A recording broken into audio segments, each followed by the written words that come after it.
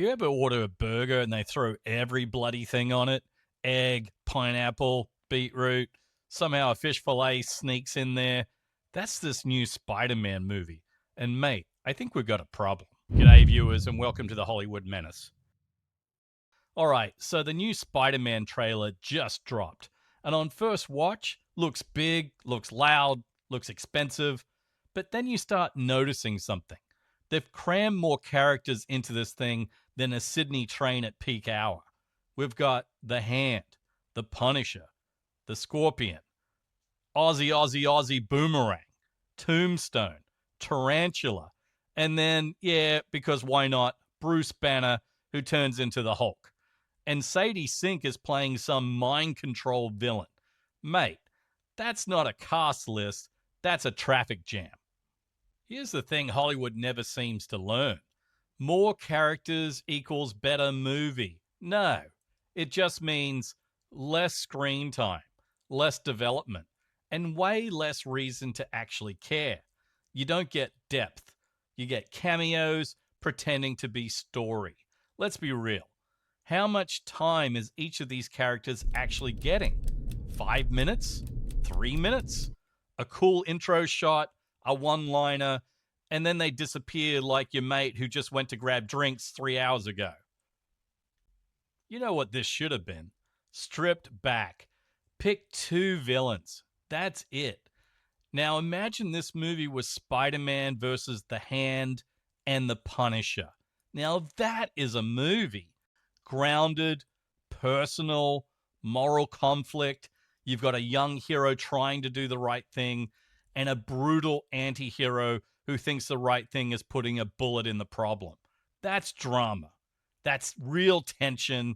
That's a story you can actually follow without needing a bloody spreadsheet. But Hollywood says, yeah, nah. This is what happens with sequels now. They panic. They like the last one? Quick, add more. More villains. More heroes. More cameos, more CGI, more noise, more bluster, until the whole thing collapses under its own weight. It's like Hollywood thinks if we keep just stacking stuff on top of other stuff, eventually it'll become a masterpiece. No, mate, it becomes a mess. There are enough villains in this film for 3 separate movies. And instead of giving us 3 great stories, we're getting one terrible bloated one. And here's the real issue. The last Spider-Man film, massive high point. Huge, emotional, nostalgic. It actually meant something. So now the bar's sky high. And this feels like they've gone, yeah, let's just go bigger instead of going better. Now let's talk about the story they're ignoring with this new film, which is the Punisher arc. Because we're talking about all of these villains. Fine, big, loud, chaotic. But what about Peter Parker? Where is his story in all of this? Because the last film didn't end on a high note. It ended with Peter losing everything.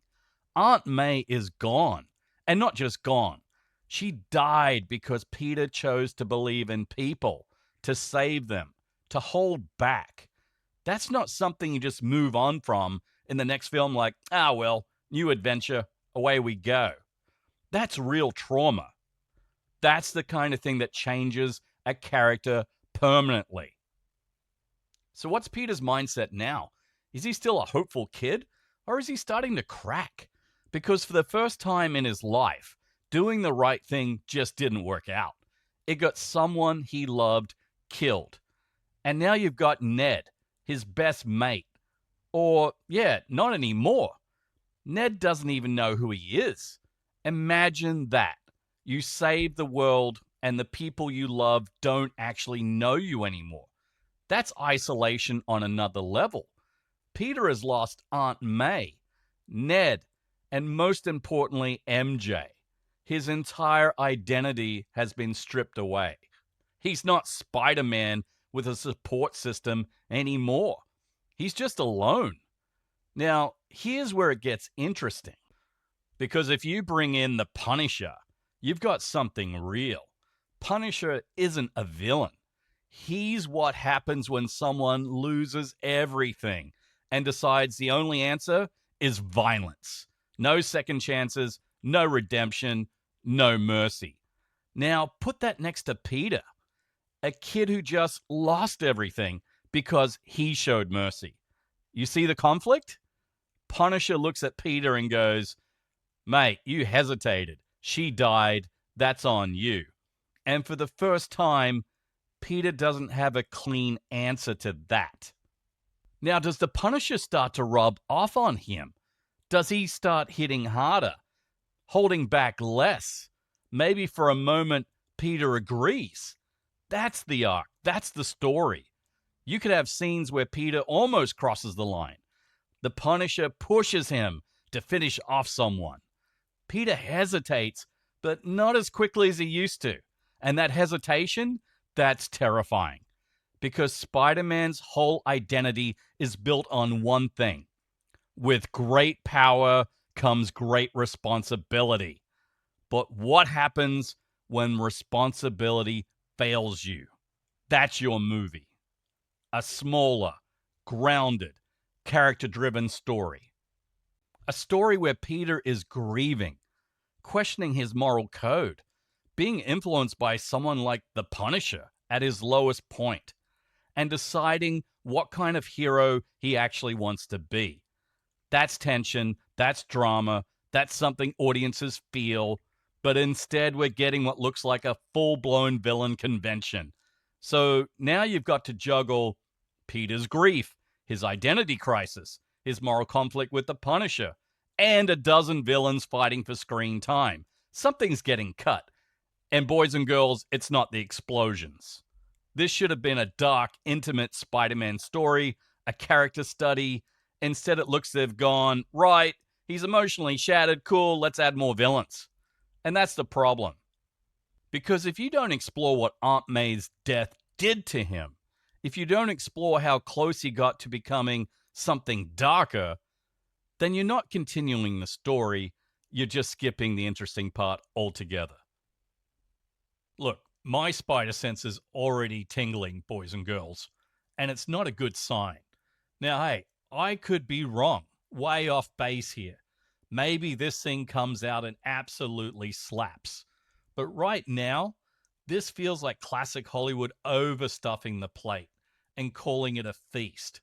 Too many villains, too many threads, not giving it enough time to breathe. And when that happens, you don't get a billion-dollar blockbuster. You get a very expensive headache. My call? I'm seeing somewhere in the 750 to 900 million worldwide range. Big numbers, absolutely. But not the kind of cultural knockout the last film was. As for Spider-Man, that's a step down. But I'd like to hear from you. Am I totally off base here? Or does this feel like it's already collapsing under its own weight? Drop your predictions in the comments below. How much do you think this makes worldwide? This has been the Hollywood Menace, serving up another succulent cinematic meal. Ta-ta, and farewell.